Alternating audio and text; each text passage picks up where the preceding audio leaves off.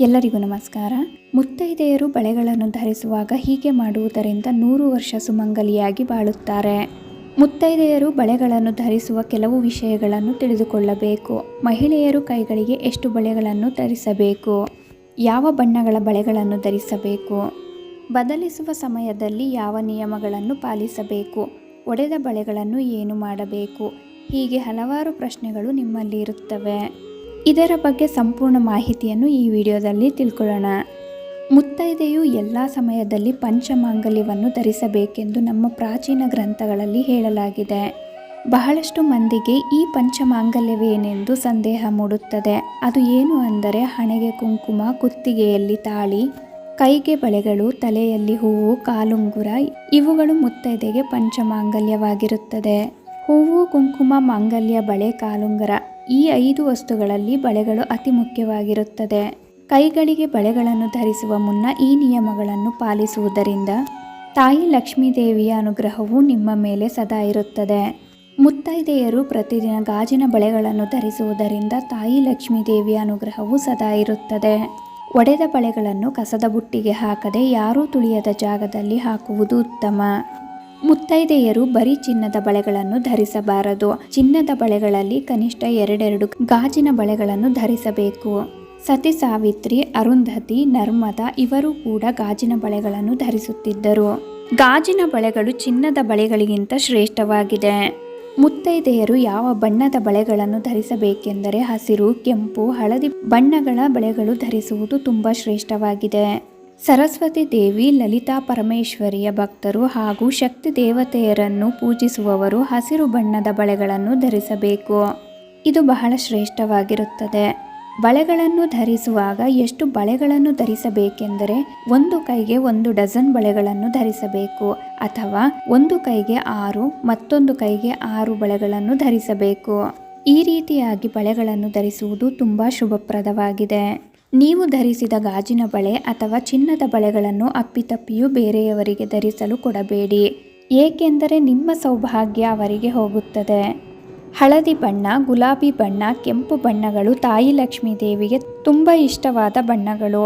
ಈ ಬಣ್ಣಗಳ ಬಳೆಗಳನ್ನು ಯಾರು ಧರಿಸುತ್ತಾರೋ ಅಂಥವರ ಮೇಲೆ ತಾಯಿ ಲಕ್ಷ್ಮೀ ದೇವಿಯ ಕೃಪಾಶೀರ್ವಾದವಿರುತ್ತದೆ. ಅಂಥವರ ಮೇಲೆ ತಾಯಿ ಲಕ್ಷ್ಮೀ ದೇವಿಯ ಶೀಘ್ರ ಅನುಗ್ರಹವಿರುತ್ತದೆ. ಬಳೆಗಳನ್ನು ಬದಲಿಸಬೇಕಾದರೆ ಸೋಮವಾರ, ಬುಧವಾರ, ಶನಿವಾರ ದಿನದಂದು ಬಳೆಗಳನ್ನು ಬದಲಿಸಬಹುದು.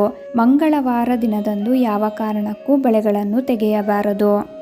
ಕೇವಲ ತೆಗೆಯುವುದಷ್ಟೇ ಅಲ್ಲ, ಹಾಕಿಕೊಳ್ಳಲು ಬಾರದು.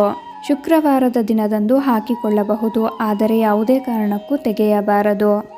ನೀವು ಹೊಸ ಬಳೆಗಳನ್ನು ಧರಿಸುವುದಾದರೆ ಗುರುವಾರ ದಿನದಂದು ಧರಿಸುವುದು ತುಂಬ ಶುಭಪ್ರದವಾಗಿರುತ್ತದೆ.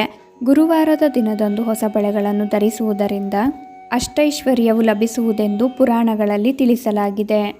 ಬಳೆಗಳನ್ನು ಬದಲಿಸುವಾಗ ತಪ್ಪದೆ ಈ ನಿಯಮವನ್ನು ಪಾಲಿಸಬೇಕು. ಅದು ಏನು ಎಂದರೆ ಬಳೆಗಳನ್ನು ತೆಗೆಯುವಾಗ ಯಾವುದೇ ಕಾರಣಕ್ಕೂ ಬರೀ ಕೈ ಮಾಡಬಾರದು. ಒಂದು ಅರಿಶಿಣದ ದಾರವನ್ನು ಮಾಡಿ ಕೈಗೆ ಸುತ್ತಿಕೊಂಡು ನಂತರ ಬಳೆಗಳನ್ನು ತೆಗೆದು ಬದಲಿಸಬಹುದು. ಮುತ್ತೈದೆಯರಿಗೆ ಗಾಜಿನ ಬಳೆಗಳನ್ನು ತಮ್ಮ ತವರು ಮನೆಯವರು ಕೊಡಿಸುವುದರಿಂದ ನಿಮ್ಮ ಸೌಭಾಗ್ಯ ಹೆಚ್ಚುತ್ತದೆ. ನಿಮ್ಮ ಬಳೆಗಳನ್ನು ಕೊಡಿಸುವುದರಿಂದ ತವರು ಮನೆಯವರಿಗೂ ಸುಖ ಸಂತೋಷಗಳು ನೆಲೆಸುತ್ತದೆ. ಆದ್ದರಿಂದ ನಿಮ್ಮ ತವರು ಮನೆಯಿಂದ ಬಳೆಗಳನ್ನು ತೆಗೆದುಕೊಳ್ಳಿ. ಕೆಲವರು ಬಟ್ಟೆಯನ್ನು ಒಗೆಯುವಾಗ ಬಳೆಗಳು ಒಡೆಯದಿರಲಿ ಎಂದು ತೆಗೆದು ಒಗೆಯುತ್ತಾರೆ. ಒಂದು ವೇಳೆ ತೆಗೆಯುವುದಾದರೆ 2 ಕೈಗಳಿಗೆ ಅರಿಶಿಣದ ದಾರವನ್ನು ಕಟ್ಟಿಕೊಳ್ಳಬೇಕು. ಬರೀ ಕೈಯಲ್ಲಿ ಇದ್ದರೆ ಮನೆಯಲ್ಲಿ ಆರ್ಥಿಕ ಸಮಸ್ಯೆ, ಮನಃಶಾಂತಿ ಇರುವುದಿಲ್ಲ. ಗಂಡ ಹೆಂಡತಿಯರ ನಡುವೆ ಜಗಳಗಳು, ಹೀಗೆ ಹಲವಾರು ಸಮಸ್ಯೆಗಳು ತಲೆದೂರುವುದೆಂದು ಪುರಾಣ ಗ್ರಂಥಗಳಲ್ಲಿ ತಿಳಿಸಲಾಗಿದೆ. ನೀವು ಧರಿಸಿರುವ ಹೂವು, ಕುಂಕುಮ, ಮಾಂಗಲ್ಯ, ಬಳೆಗಳು, ಕಾಲುಂಗುರ ಇವುಗಳನ್ನು ಯಾರಿಗೂ ಕೊಡಬಾರದು ಎಂದು ನೆನಪಿರಲಿ. ಗಾಜಿನ ಬಳೆಗಳಲ್ಲಿ ಇಷ್ಟೊಂದು ಪವರ್. ನಾರ್ಮಲ್ ಡೆಲಿವರಿ ಆಗಬೇಕಾದರೆ ಗರ್ಭಿಣಿಯರು ಈ ಟಿಪ್ಸ್ ಮರೆಯಬೇಡಿ. ಗಾಜುಗಳು ಸುಲಭ ಹೆರಿಗೆಗೆ ಸಹಾಯ ಮಾಡುತ್ತವೆ. ಗರ್ಭಿಣಿಯರು ಬಳೆಗಳನ್ನು ಧರಿಸಿದರೆ ನಾರ್ಮಲ್ ಡೆಲಿವರಿ ಆಗುತ್ತದೆ. ಹಿರಿಯರಿಗೆ ಖಂಡಿತ ಈ ವಿಷಯ ತಿಳಿದಿತ್ತು. ಇದು ನಿಜವಾಗಿಯೂ ಸತ್ಯ. ಇದರ ಹಿಂದಿನ ಸಂಪ್ರದಾಯಗಳು, ವೈಜ್ಞಾನಿಕ ಕಾರಣಗಳನ್ನು ತಿಳಿದುಕೊಳ್ಳೋಣ ಬನ್ನಿ. ಇತ್ತೀಚಿನ ದಿನಗಳಲ್ಲಿ ನಾರ್ಮಲ್ ಡೆಲಿವರಿ ಆಗುವುದು ತುಂಬ ಕಷ್ಟ.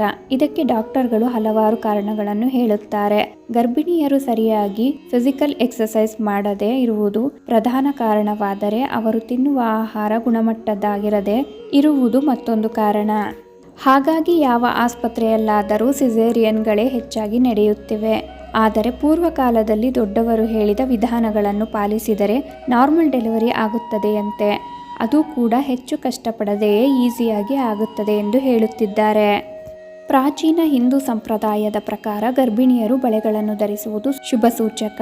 ಅಷ್ಟೇ ಅಲ್ಲದೆ ಆರೋಗ್ಯಕರವಾಗಿ, ಆಧ್ಯಾತ್ಮಿಕವಾಗಿ, ಶಾಸ್ತ್ರೀಯವಾಗಿಯೂ ಕೆಲವು ಪ್ರಯೋಜನಗಳಿವೆ. ರಕ್ತ ಸಂಚಾರ ಸರಿಯಾಗಿ ಆಗುತ್ತದೆ. ಗರ್ಭಧಾರಣೆಯ ಸಮಯದಲ್ಲಿ ಮಹಿಳೆಯರ ರಕ್ತ ಪ್ರಸರಣ ಸರಾಗವಾಗಿರಬೇಕು. ಬಳೆಗಳನ್ನು ಧರಿಸುವುದರಿಂದ ಕೈಗಳು ಪದೇ ಪದೇ ಚಲಿಸಿ ರಕ್ತ ಪ್ರಸರಣ ಸುಧಾರಿಸುತ್ತದೆ. ಇದರಿಂದ ರಕ್ತ ಸಂಚಾರ ಸರಿಯಾಗಿ ಆಗುತ್ತದೆ. ಹಾರ್ಮೋನ್ಗಳ ಬ್ಯಾಲೆನ್ಸಿಂಗ್. ಬಂಗಾರ, ಬೆಳ್ಳಿ ಬಳೆಗಳನ್ನು ಧರಿಸುವುದರಿಂದ ಪಾಸಿಟಿವ್ ವೈಬ್ರೇಷನ್ ಗರ್ಭಿಣಿಯರ ದೇಹದಲ್ಲಿನ ಹಾರ್ಮೋನ್ಗಳನ್ನು ಬ್ಯಾಲೆನ್ಸ್ ಮಾಡುತ್ತವೆ. ಆಯುರ್ವೇದದ ಪ್ರಕಾರ ಗರ್ಭಿಣಿಯರಿಗೆ ಹಾರ್ಮೋನ್ಗಳ ತೊಂದರೆಗಳಿಲ್ಲದಿದ್ದರೆ ಪ್ರಸವ ಸುಲಭವಾಗಿ ಆಗುವ ಅವಕಾಶವಿರುತ್ತದೆ.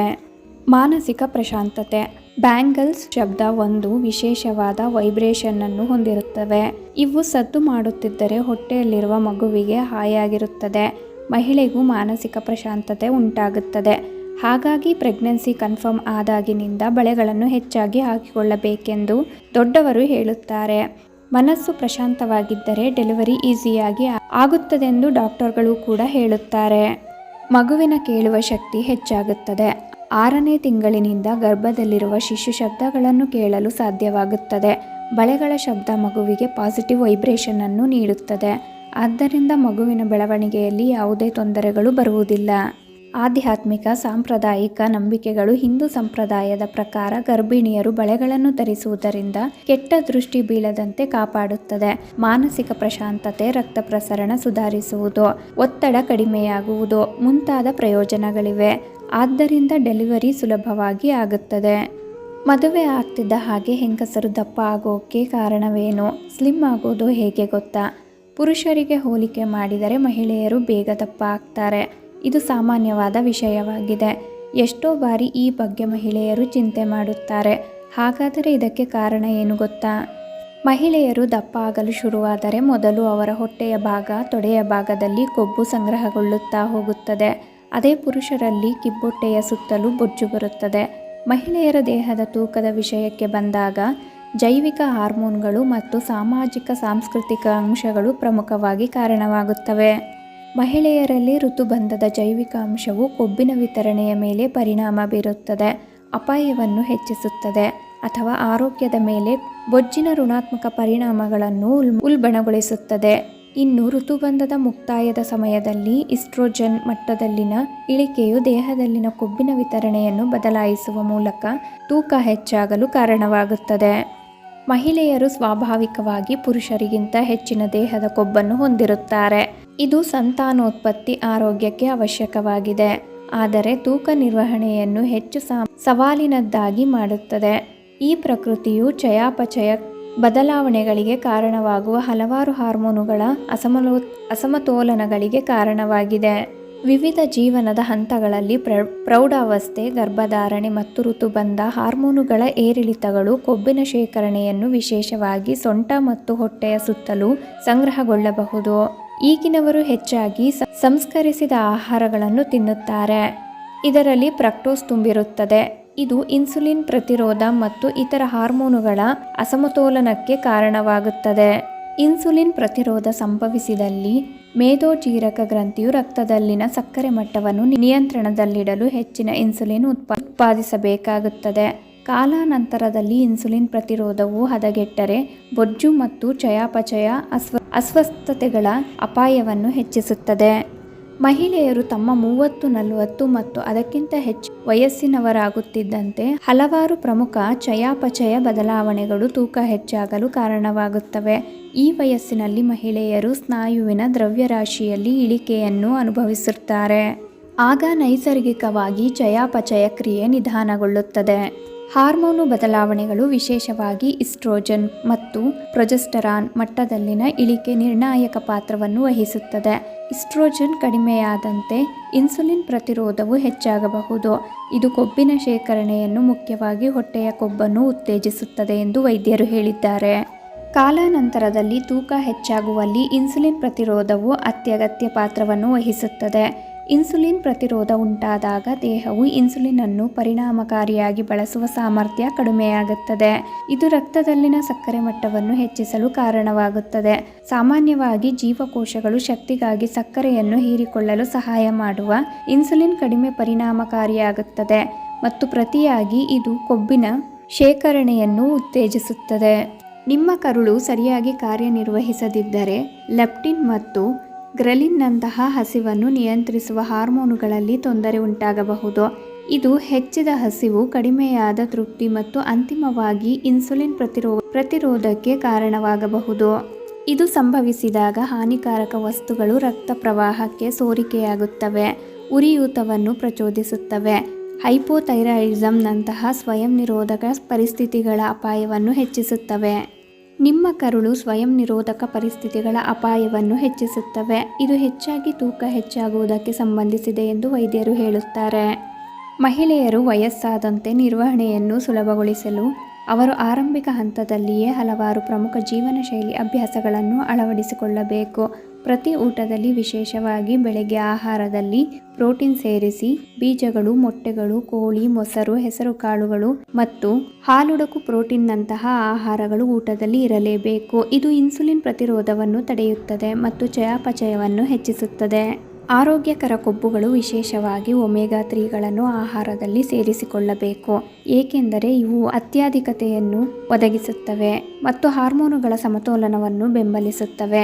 ಕೆಫೀನ್ ಅನ್ನು ಹೆಚ್ಚು ಸೇವಿಸುವುದರಿಂದ ಕಾರ್ಟಿಸೋಲ್ ಮಟ್ಟವನ್ನು ಹೆಚ್ಚಿಸಬಹುದು. ಇದು ಇನ್ಸುಲಿನ್ ಪ್ರತಿರೋಧಕ್ಕೆ ಕಾರಣವಾಗುತ್ತದೆ ಮತ್ತು ಚಯಾಪಚಯ ಕ್ರಿಯೆಯನ್ನು ಅಡ್ಡಪಡಿಸಬಹುದು. ವಾಕಿಂಗ್, ಮೆಟ್ಟಿಲುಗಳನ್ನು ಹತ್ತುವುದು ಸೇರಿ ಇಂತಹ ದೈನಂದಿನ ಚಟುವಟಿಕೆಗಳನ್ನು ಅಭ್ಯಾಸ ಮಾಡಿ. ಅಸಮರ್ಪಕ ನಿದ್ರೆ ಹಾರ್ಮೋನುಗಳನ್ನು ಅಡ್ಡಿಪಡಿಸುತ್ತದೆ ಮತ್ತು ತೂಕ ಹೆಚ್ಚಾಗಲು ಕಾರಣವಾಗಬಹುದು. ಹೀಗಾಗಿ ನಿದ್ರೆಯ ಜೊತೆ ರಾಜಿ ಮಾಡಿಕೊಳ್ಳಬೇಡಿ. ಸರಳ ರಕ್ತ ಪರೀಕ್ಷೆಯು ನಿಮಗೆ ಹಾರ್ಮೋನುಗಳ ಅಸಮತೋಲನ ಅಥವಾ ಇನ್ಸುಲಿನ್ ಪ್ರತಿರೋಧವಿದೆಯೇ ಎಂದು ನಿರ್ಧರಿಸಲು ಸಹಾಯ ಮಾಡುತ್ತದೆ. ಹೀಗಾಗಿ ಆಗಾಗ್ಗೆ ತಪಾಸಣೆ ಮಾಡಿಸಿಕೊಳ್ಳುತ್ತಿರಬೇಕು. ಗಾಜಿನ ಬಳೆಗಳ ವಿಶೇಷತೆ, ಮಹತ್ವವನ್ನು ತಿಳಿಸುತ್ತಾ ನಾನು ಈ ವಿಡಿಯೋನಲ್ಲಿ ಎಂಡ್ ಮಾಡ್ತಿದ್ದೀನಿ. ಈ ಮಾಹಿತಿಗಳು ನಿಮ್ಗೆ ಇಷ್ಟ ಆದರೆ ದಯವಿಟ್ಟು ನಮ್ಮ ಚಾನಲ್ಗೆ ಸಬ್ಸ್ಕ್ರೈಬ್ ಆಗಿ, ಲೈಕ್ ಮಾಡಿ, ಶೇರ್ ಮಾಡಿ, ಹಾಗೆ ಕಮೆಂಟ್ ಮಾಡಿ.